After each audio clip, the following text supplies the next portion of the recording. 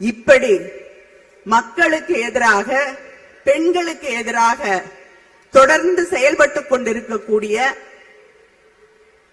இந்த நாட்டிலே ஆன்மீகத்தை, இந்த நாட்டிலே மத கலவரத்தை, இந்த நாட்டிலே காழ்ப்புணர்ச்சியை, வெறுப்பை உருவாக்கி அரசியல் செய்துவிடலாம் என்று துடித்துக் கொண்டிருக்கக்கூடிய பிஜேபிக்கு சம்மட்டி அடியாக நின்று கொண்டிருக்கக்கூடிய நம்முடைய முதலமைச்சர் அண்ணன் தளபதி அவர்களின் பின்னால் அணிதிரள்வோம், அணிதிரள்வோம்.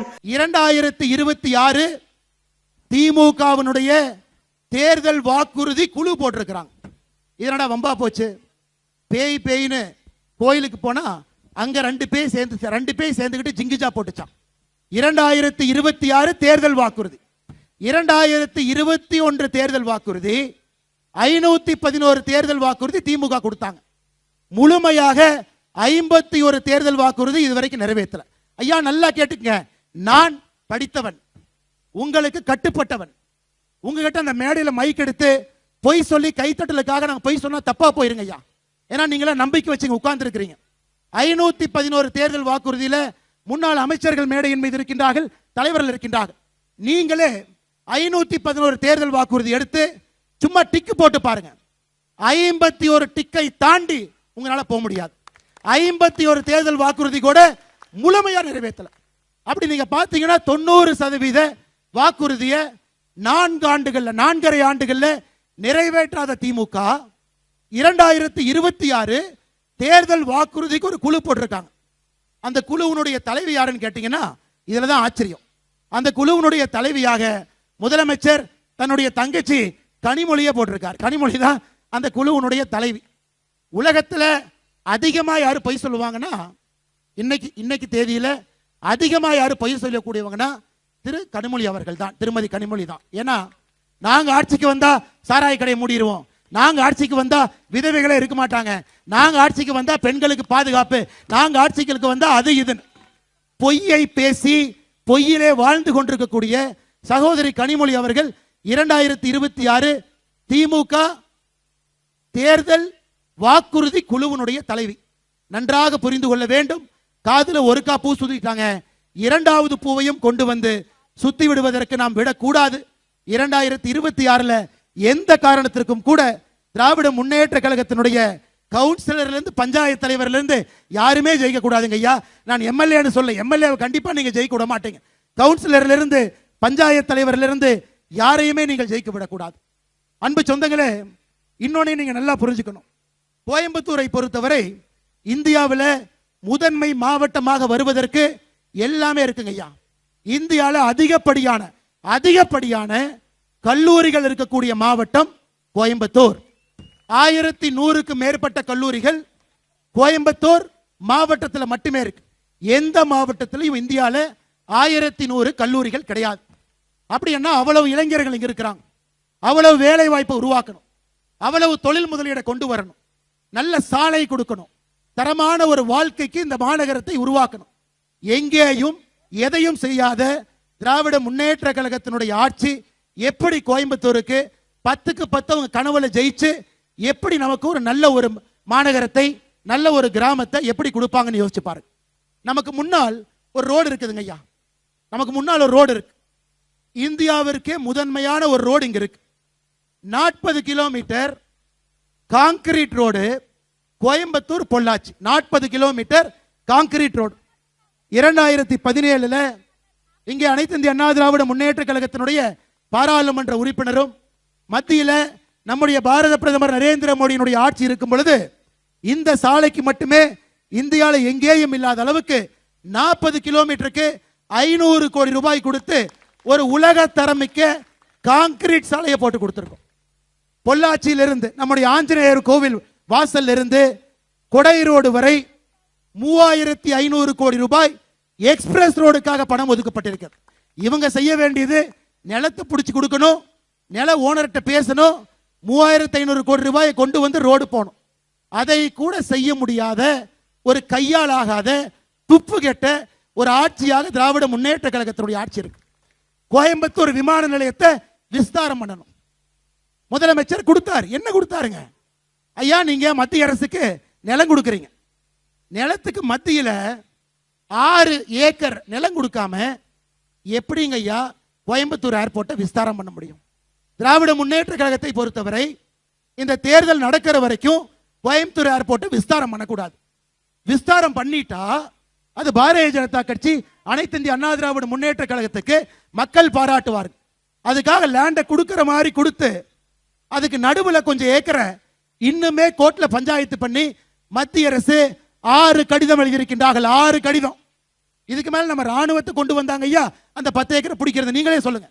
ஒரு ஜனநாயக ஆட்சி, மக்கள் ஓட்டு போட்டு தேர்ந்தெடுக்கப்பட்ட எம்எல்ஏக்கள், எம்பிக்கள், ஓட்டு போட்டு தேர்ந்தெடுக்கப்பட்ட முதலமைச்சர் கொடுக்க வேண்டிய நிலத்தை கூட உருப்படியா கொடுக்காம 6 முறை சிவில் ஏவியேஷன் மினிஸ்டர் கடிதம் எழுதி எந்த பிரயோஜனமும் கோயம்புத்தூருக்கு செய்யாத ஒரு ஆட்சி திராவிட முன்னேற்ற கழகத்தினுடைய ஆட்சி என்பதை தயவு செஞ்சு எங்கேயுமே நீங்க மறந்துடாதீங்க. ஐயா எங்க பார்த்தாலும் குப்பை மேடு, எங்க பார்த்தாலும். நான் ஒரு பட்டியல் சொல்றேன், நீங்க கேட்டுங்க ஐயா. இந்தியாவில் மத்திய அரசு தூய்மை நகரத்தை மார்க் போடுறாங்க.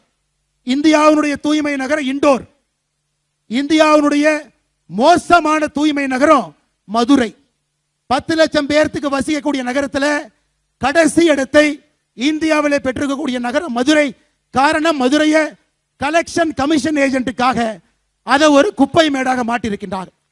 கோயம்புத்தூர் இந்தியாவுடைய பட்டியலில் 28வது இடம். சென்னை இந்தியாவுடைய பட்டியலில் 33வது இடம். எங்கே பார்த்தாலும் குப்பை குப்பை குப்பை. குப்பை கான்ட்ராக்டுக்கே கமிஷன் எடுத்து பிச்சை எடுக்கக்கூடிய ஒரு அரசு திராவிட முன்னேற்ற கழகத்தினுடைய அரசு. 3 லட்சத்திலிருந்து 10 லட்சம் பேர் இருக்கக்கூடிய மாநகரத்தை பட்டியல் போடுறாங்க. 95 மாநகரத்தை பட்டியல் போடுறாங்க. 3 லட்சத்திலிருந்து 10 லட்சம். 95 நகரத்தில் 94வது இடம் ஈரோட்டுக்கு. 95 நகரத்தில் 77வது இடம் திருப்பூருக்கு. மாண்புமிகு முதலமைச்சர் ஐயா ஸ்டாலின் அவர்களே, உங்க கோபாலபுரத்து வீட்டுக்கு வெளியே நாங்க கொண்டாந்து குப்பையை அள்ளி போட்டா அந்த குப்பையை பார்த்துக்கிட்டு தினமும் ஆபீஸ் போவீங்களா? அந்த குப்பை உங்க வீட்டுக்கு முன்னாடி இருந்தா எத்தனை பேருக்கு எவ்வளவு பிரச்சனை? சுவாசத்தில் ஆரம்பித்து லங் கேன்சர் வரை இவ்வளவு மக்கள் குப்பையை சுவாசிச்சுட்டு இருக்கிறாங்க. இந்தியாவில் தமிழகத்தை குப்பை மேடாக, குடிகார மாநிலமாக, பெண்களுக்கு பாதுகாப்பு இல்லாத மாநிலமாக, கஞ்சா தலைநகராக, ஊழலுக்கு ஒரு கரும்புள்ளியாக, குடும்ப ஆட்சிக்கு இலக்கணமாக, தன்னுடைய மகனுக்கும் மருமகனுக்கும் ஆட்சி நடத்தக்கூடிய ஆட்சியாக திராவிட முன்னேற்ற கழகத்தினுடைய ஆட்சி மாறி இருக்கிறது. அருமை சொந்தங்களே, ஏதோ மைக்கு போட்டு இது பேச வேண்டும் என்பதற்காக நான் பேசல. மேடையில் இருக்கக்கூடிய தலைவர்களுடைய பேரை சொல்லியும் சில விஷயத்தை சொல்லணும். இந்த பகுதிக்கு நிறைய செஞ்சிருக்கார். நேற்று அவருடைய தொகுதியில ஒரு கூட்டத்தில் அவரோடு நான் இருந்தேன். எப்பொழுதும் ஒரு சிரிப்புக்கு சொந்தக்காரர், எளிமையான மனிதர், மக்களை நேசிக்கக்கூடியவர், தொண்டாமுத்தூர் தொகுதியினுடைய சட்டமன்ற உறுப்பினர், இதற்கு முன்பு பொறுப்பு அமைச்சர் அண்ணன் எஸ்பி வேலுமணி அவர் ஒரு வார்த்தையை சொன்னாங்க. கோயம்புத்தூர் இந்தியாவில் எந்த நகரத்திற்கு மெட்ரோ ரயில் கொடுக்கிறாங்களோ இல்லையோ, கோயம்புத்தூருக்கு கொண்டு வருவது எங்களுடைய பொறுப்பு. அண்ணன் எஸ்பி வேலுமணி அவர்கள் சில நாட்களுக்கு முன்பு மத்திய நிதியமைச்சர் அம்மா நிர்மலா சீதாராமன் அவர்களை சந்தித்து விட்டு கோரிக்கை வைத்தார். பாரதிய ஜனதா கட்சி நேரடியாக பாரத பிரதமர் நரேந்திர மோடி ஐயா கிட்ட கோயம்புத்தூர்ல நாமும் கோரிக்கை வைத்திருக்கின்றோம். ஐயா அது எங்களுடைய பொறுப்பு. மத்திய அரசை பொறுத்தவரை ஐயா இதை மட்டும் நான் கொஞ்சம் விலாவரியா சொல்றேங்க ஐயா, தப்பா நினைச்சுக்காதீங்க. மெட்ரோ ரயில் மத்திய அரசு ஏன் குடையிறாங்கன்னா, மெட்ரோ ரயில் திட்டத்தை தப்பா போட்டாங்க ஐயா. நீங்களும் நானும் மெட்ரோ ரயில்ல போனா அதிக காசு கொடுத்து போகணும். இன்னைக்கு பெங்களூர்ல அந்த பிரச்சனை. மெட்ரோ ரயில் போடப்பட்ட பட்ஜெட்டை பெருசு பண்ணி சம்பந்தமே இல்லாத பட்ஜெட்டை போட்டு இன்னைக்கு பெங்களூர் மெட்ரோ ரயில்ல போனீங்கன்னா பஸ்ல போறதை விட அதிக காசு, டாக்ஸியில போறதை விட அதிக காசு. மத்திய அரசு எதற்காக திருப்பி அனுப்பினார்கள்? ஒரு மாநகரத்திற்கு மெட்ரோ ரயில் கொடுக்கணும்னா 20 லட்சம் பேர் இருக்கணும். அது அடிப்படை, மத்திய அரசே மீற முடியாது. ஆனா நீங்க கோயம்புத்தூருக்கு மெட்ரோ ரயில் வேண்டும் என்று கொடுத்ததுல 14 லட்சம் 15 லட்சம் பேர் தான் இருக்கிறாங்க. ஆனா கோயம்புத்தூருடைய மக்கள் தொகை எளிதாக 25 லட்சத்தை நம்ம தாண்டியாச்சு.